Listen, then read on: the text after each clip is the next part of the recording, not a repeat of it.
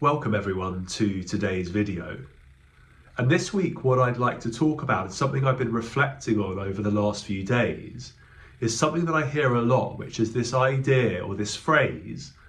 I don't have enough time. Now, I often hear this phrase come up in sessions, in groups where I'm working with people or with individuals, where people usually say something like, I don't have enough time to look after myself. I don't have enough time to nourish myself. I don't necessarily have enough time to do the things that I feel I need to do in order to be not even the best possible version of myself, but just a functional human being that is able to go through the day without being overwhelmed, without being emotionally overreactive, and to really be in good connection with myself and to be in good connection with the people around me. And it's interesting when we hear this idea that I don't have enough time, because often this idea of I don't have enough time is very, very tightly coupled with the feeling that I can't say no.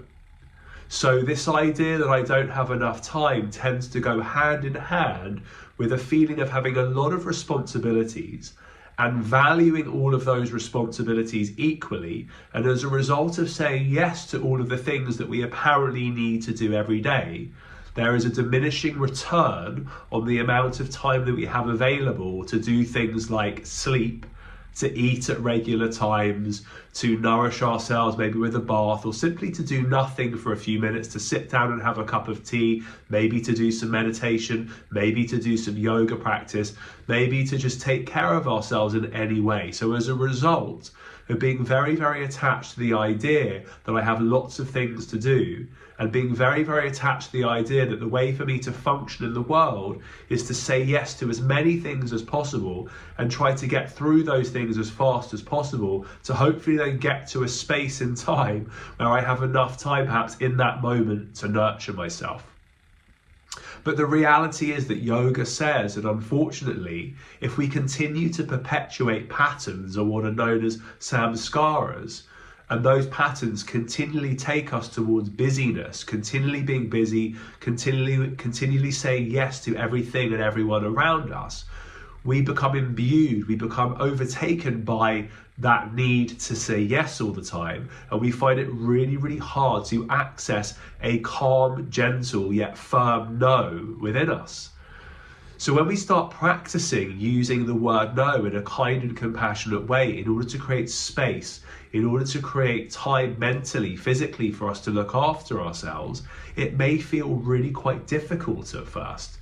A lot of us have become so attached to all of our responsibilities and the things that we do in our lives, and also the people that we say yes to, that we often feel that by saying no, we might actually be letting those people down. And as a result of that, letting down ourselves as well.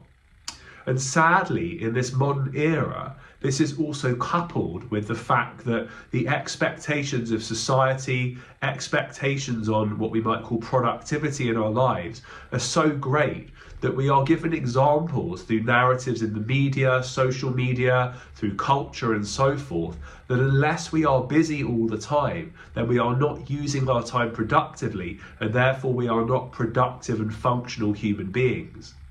But the reality is, if we continue to subscribe to that ideology and we allow those powerful messages to be absorbed into our inner psychology, it means that we are on a one-way train towards depletion, towards imbalance, and ultimately towards dis-ease within our bodies and within our minds. Because the reality is that evolutionarily, we have not been created to be operating at high speed, at fast pace, without ever having rest on an ongoing sustainable basis. There is nothing sustainable about never saying no. There is nothing sustainable mentally, physically, health-wise about never taking time out to nourish the parts of us that need to be nourished, but yet have somehow become quite devalued and almost regarded to be unimportant extras in our modern lives. Things like our bodies, which are functionally important for our well-being, our minds, our emotions, our ability to take care of our energy. And what do we find happens if we are constantly running on empty, if we constantly feel like we have no time to look after our own needs, let alone the needs of people around us? We find ourselves emotionally overwhelmed. We find ourselves really struggling with our ability to be calm with our partners, with our children, with our friends, with our colleagues. We find ourselves perhaps overreacting to things that really aren't that important. And generally it feels internally like we are carrying a load of stress, of discomfort within the body, with discomfort within the mind on an ongoing basis. And the more and more that arises, the more untenable that becomes for us. And that is why this week I thought it was so important for us to just address this idea of not having time. Now, it's important to say that I know that we are all busy. Me, myself, I'm certainly busy. I have a family, I have work, I have my practice, I have all the other things that I'd like to try to do in my life and the people that I like to be in connection with and socialize with and so forth. But one thing that I've become very, very clear on is that if I allow myself to become fundamentally depleted, I'm no good to myself and I'm certainly no good to people around me. And therefore, actually, developing the courage to be able to say no more often to socializing perhaps at times, or going out and doing certain things, or loading too much onto my calendar or onto my to-do list, all that happens is it makes my experience of my day more stressful, and therefore my experience is more likely to lead towards me maybe unloading emotionally on someone who's close to me, like my child or my partner, versus if I actually am much more careful and constructive about how I put my day together and create space throughout the day so I can truly nourish myself with rest, so I can have a nap, or I can go to bed early some days, or I can just sit down and read or do nothing and just take time to be centered, to be present, and to practice developing shanti or peace or calmness inwardly. And over time with practice, we realize that saying no is possibly the most useful and important tool we have, or barrier that we have, to protect ourselves in this fast-paced modern world. And this is one of the beauties of yoga practice, is that actually, in order for us to sit down on a cushion and meditate, in order for us to stand on a mat and do some movement and to do some breathing, we have to say no to something else. At some level, we have to detach, we have to step off the treadmill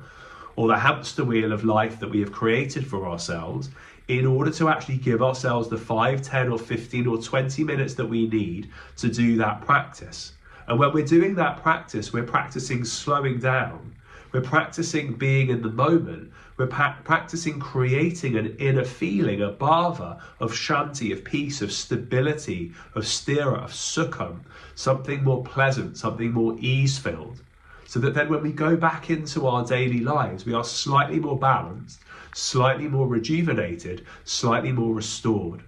And it is only when we can interweave those types of practices, and I don't just mean the mat practices, I mean the sitting down and taking a moment or a moment here or a moment there, saying no to things, creating space, not being busy, not being always on all of the time. It is only when we do that that we begin to learn how to manage our energy, how to manage our emotions, and how to create space and time for the things that are truly important, rather than continually being locked into a pattern of spending energy on things which give the appearance of being important, but actually give rise to more depletion and give rise to more discomfort in our inner state, in our minds and in our bodies, than if perhaps we learn to say no more often than not. So that really is the message this week, everyone. The message is that when we get the feeling internally, I don't have time to look after myself, can we really look at peeling back the layers and understand what's actually going on? What are we saying yes to that perhaps we could say no to? How can we create pockets of moments of time in our day that allow us to rejuvenate and rest and really do nothing spectacular? Perhaps things that are very, very ordinary that modern society wouldn't value, just like sitting on the couch for 10 minutes, closing our eyes, reading a book, having a cup of tea, taking a moment to go outside and breathe in 5 or 6 times fresh air.